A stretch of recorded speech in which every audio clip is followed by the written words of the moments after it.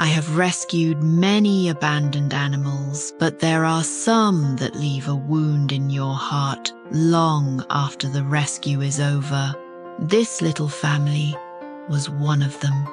Early one afternoon, our rescue team received a report about a dog that had been tied beneath an old staircase for years. When my friend Ethan and I arrived, the smell reached us before we even saw her. Curled up on the dirt was a thin mother dog, her neck swollen far beyond normal. Flies covered the wound, and when I looked closer, I realized maggots had already burrowed deep into the infected flesh. Even in terrible pain, she didn't bark or growl. She simply looked at us with tired eyes, quietly hoping we weren't there to hurt her.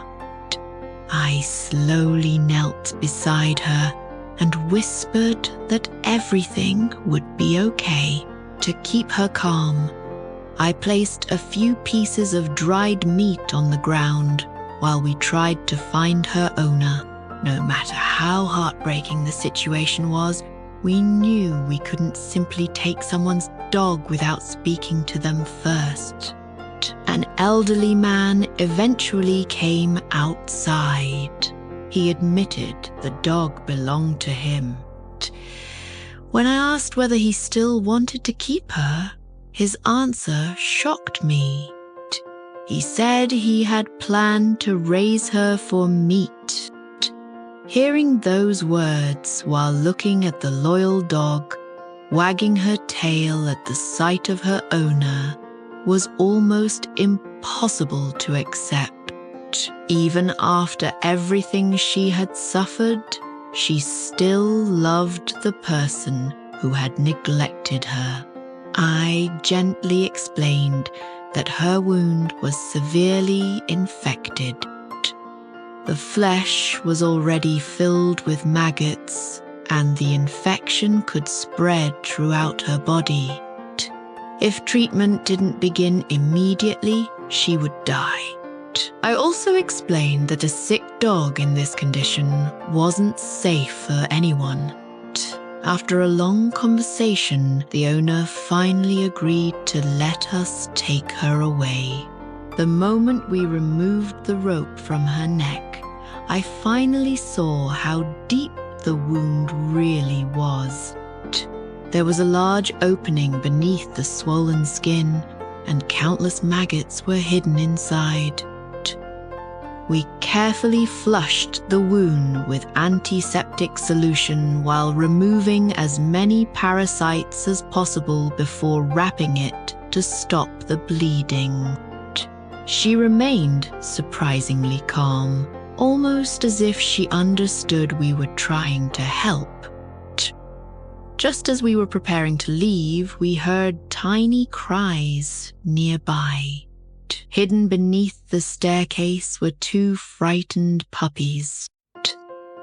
They were covered in dirt, hungry, and had clearly been living in the same terrible conditions.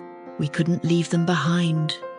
One by one, we carefully picked them up and placed them beside their mother.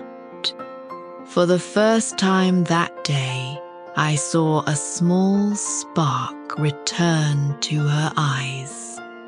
She gently licked both puppies, as if reassuring them that everything would finally be all right. On the drive to the veterinary hospital, I kept thinking about how loyal dogs truly are. This mother had lived chained in the same place for nearly 2 years. She endured constant pain, gave birth in that miserable environment, and never stopped trusting the people around her. Somehow, despite everything, she still chose love over fear. At the clinic, the veterinarians immediately prepared her for surgery. They needed to remove dead tissue, clean the deep infection and determine how far the damage had spread beneath the skin.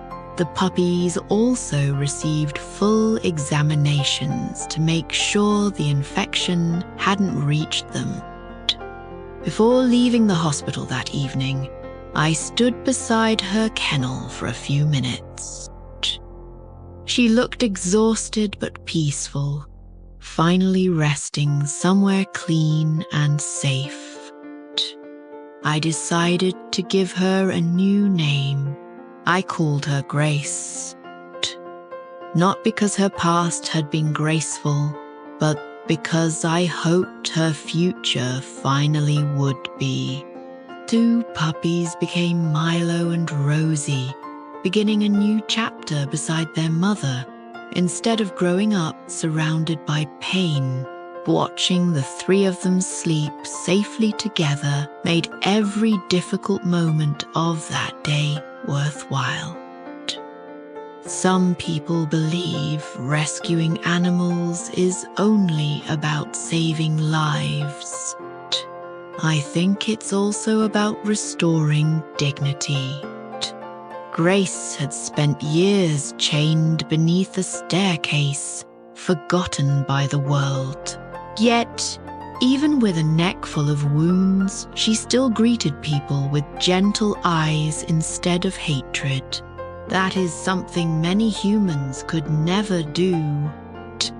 As I drove home that night, I couldn't stop thinking about her quiet loyalty. I hoped one day Grace would forget the suffering she had endured, learn to trust without fear, and spend the rest of her life surrounded by kindness instead of chains. Sometimes the greatest rescue isn't simply saving a life.